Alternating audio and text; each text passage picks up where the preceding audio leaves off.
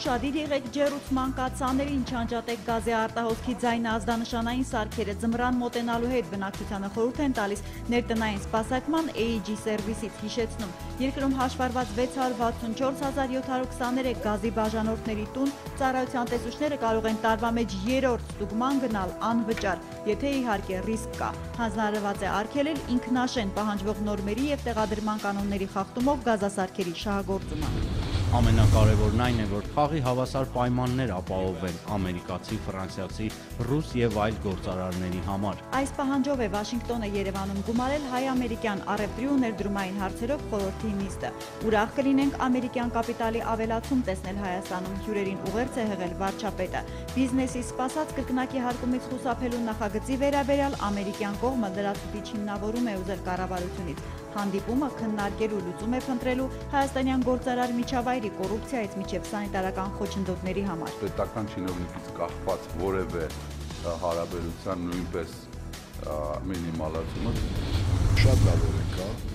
ուղղակի տաքսի վարորդները չեն ուզում այդ ընդամենը 12,000 փողը վճարել։ Անհատ տաքսիստները վերջապես խոստովանեցին տարեսկզբին բողոքի ակցիաների պատճառ դարձած նոր օրենքն իրոք որ իրենց ձեռնտու է, իհարկե կուզենային Երևանի եւ գյուղերի համար 5000 դրամ ամսվա հարկը նույնացվեր, ով չի ալարում գալիս է մայրաքաղաքում քշելու, ասում են, բայց խղճին դեմ գնալ չեն կարող, նոր լիցենզիան գործը շատ է հեշտացրել, դեղին համարանիշն ու քաշքշուկը մնացել են անցյալում, հիմա տրանսպորտի կապի նախարարության մեկ պատուհանում դիմումը գրում պետտուրքի վճարման եւ մյուս փաստաթղթերը ներկայացնում են 5 աշխատանքային օրում լիցենզիան ու մեքենայի ապակու կպչուն թուղթը տալիս են, տարեսկզբից լիցենզավորվել է սերվիսների ու սեփական ընդհանուր թվով 7769 հատ ավտո, մերժել են միայն 9-ին, 4 նաչակողմյան ղեկի, 5-ին ուշադրություն, վարորդական իրավունք չունենալու համար։ Լիցենզավորման գործընթացը մշտապես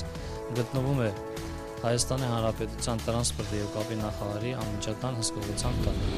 Առավոտը ձյան տեղումներով է բացվել Ջերմուկում, Մարտունիում, Վարդենյաց լեռնանցքում օդերևութաբանները փաստորեն սխալվել էին, երբ հայտարարեցին, թե շաբաթն անցնելու է առանց տեղումների։ Սկսվեց նաև Վերին Լարսի վարորդների չսիրած սեզոնը։ Ստեփանցմինդա գիծը ուժեղ ձյան ու ձնահոսքի վտանգի պատճառով փակվել է բոլոր տիպի մեքենաների համար։ Բացվելու մասին կհայտնեն տրանսպորտի նախարարությունից։ Ձգնոցները լիքը բռնում են, ինչի համար է գույզը գտան։ Բակերում, շուկաներում խոշոր սիգը 1000 դրամով վաճառող առևտրականների ստուգայցը երկար է ձգվելու սևանադատարկող արգելված բիզնեսից փող դիզողներին ու փողոցի նրանց օգնականներին վստահեցնում են բնապահպանները։ Ոստիկանության հետ մոտ 1 շաբաթ է շրջում, սիգն առգրավում, ծերանոց մանկատներին են հանձնում։ Թույլ տվեք մեծացած, վերջապես սեռահասուն դարձած Սևանի սիգը ձվադրի բնական ճանապարհով բազմանա։ Ձկնագողերին խնդրում, հորդորում են էկոլոգները։ Մինչև դեկտեմբերի 25-ը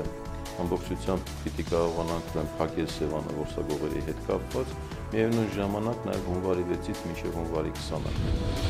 Արտարելով այսօրվանից մինչև տարեվերջ 149,000 դրամը գերազանցող ցանկացած գնումներ վեգա խանութների ցանցում ամբողջ հանրապետության մասշտաբով հաճախորդը նվեր է ստանում այս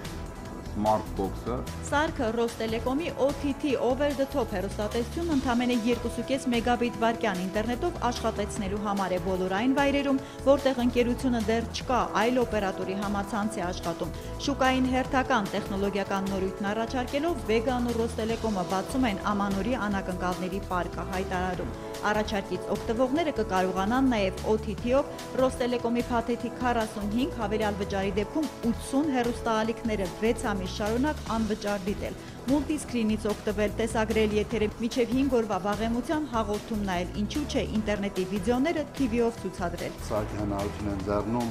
դիտելու YouTube կայքի ողջ պարունակությունը հեռուստաէկրանին, նաև հայերեն լեզվով, ինչպես նաև օգտագործելու մանկական YouTube ծրագրային հավելվածը։ Երեխաները մեր ապագաներ, մենք պետք է օգնենք